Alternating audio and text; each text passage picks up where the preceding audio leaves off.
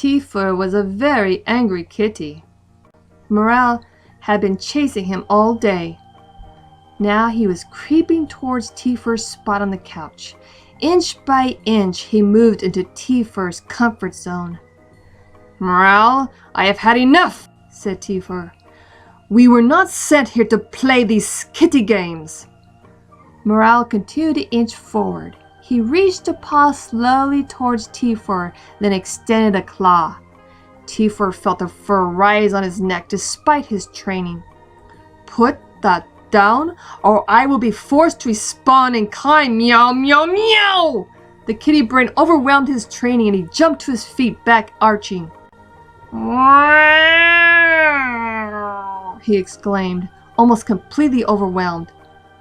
With the last vestige of self-control, he leaped off the couch and rushed past Morale, hissing full force into the bedroom.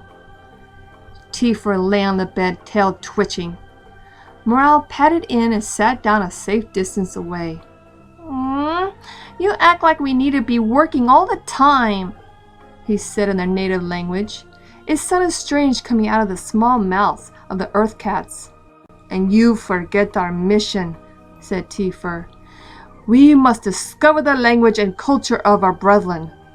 They have so far escaped us, not just us, but every team on this forsaken planet."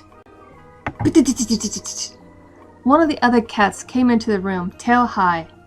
For some unknown reason, he allowed himself to be called by the undignified name of Bobo. "See, here is a perfect situation," said Tifer. "Bobo, we call this a bed. What do you call it?" But Bobo's only response was, "Meow," and he sat on the bed licking his paws. "Right," said Morale. "I see our subject is ready for his language lesson. Look, maybe these cats just aren't like us.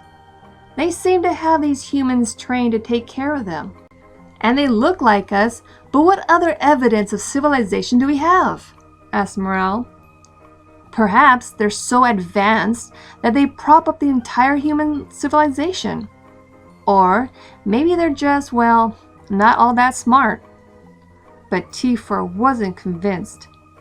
"We just need to discover the key to their culture," he replied. "Come on! I want to play a little," said Morale. "These small cat bodies can move remarkably swiftly." Morale, Tifer, and the other felinopologists had transferred their consciousness to bioengineered bodies created from the genetic material of the local cats. Their much larger bodies lay in stasis light years away. Morale jumped on the bed, stalking Tifer. "No," said Tifer. "I'm not interested right now." Tifer cut off mid-sentence as Morale leaped at him. "Leave me alone, Morale!" The human rushed into the bedroom. "No fighting!" she said in the strange throaty language her kind used. "Break it up!" Tifer ran off into the other bedroom. Apparently, the human thought Tifer had caused a fight and she chased him. "Bad kitty!" She carried a broom and made sweeping motions toward Tifer. "Get away from him, bad cat!" Tifer scurried around the bed, barely escaping the broom, and ran under the other bed. With a twist of his neck, he engaged a safety portal. Jumping through, he landed in a small fold in space-time outside normal reality.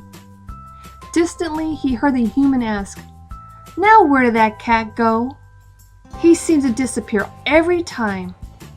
He heard her get on her hands and knees and look under the bed. "I'll never understand where that cat gets to," she said. Still angry at the exchange, Tifer paced around in the safety portal. It was only a few feet wide and had no particular texture.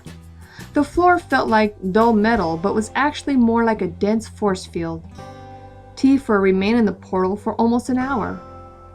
While useful, the portals were not stable, and he chose to leave before being dumped unceremoniously on the ground. A short time later, he heard the sound of a can opening, and he realized that he had become quite hungry. Trotting to the kitchen, Tifer saw several bowls of food. He went to one and began to eat. Bobo hissed at him, trying to take the food for himself. Tifer's kitty brain impulses overloaded his emotions. He hissed back, raising a paw and batting it at Bobo. The human came in right then and saw only Tifer's retaliation. "Oh, mean kitty!" she exclaimed. "You eat over here!" She picked up his dish and moved it a few feet away. Tifer walked to the food, his tail twitching. No one would order around an adult feline in such an insulting manner on his homeworld, at least not without risking a fight. Morel ate a few feet away, showing his amusement at Tifer's situation with several twitches of his whiskers. After the meal, Tifer went back to the couch and began cleaning himself. Tongue on paw, then stroked the head, licked back and sides as much as possible, cleaned the rest with the paws. While he much preferred the warm mist bath of his home world, the local custom was at least efficient. He hardly noticed when the human sat beside him. "Aw, do you want to be a good kitty?" "Aw, yes you do," she said, stroking his fur. Tifer reacted with a start. No cat allowed himself to be touched so casually on his homeworld. "Aw, who's a happy kitty? Who's a happy kitty?" she said, scratching his ear. Involuntarily, he moved his head toward her hand. His kitty emotions began to overwhelm his consciousness. Next, the human began to stroke him under the chin. Inch by reluctant inch, he moved closer to her. His life's training told him to run, to flee, not to let anyone touch him so easily. But it was too late. The emotions of a small kitty body overwhelmed him. With a cross look on his face, he started to purr. "Oh, the indignity,"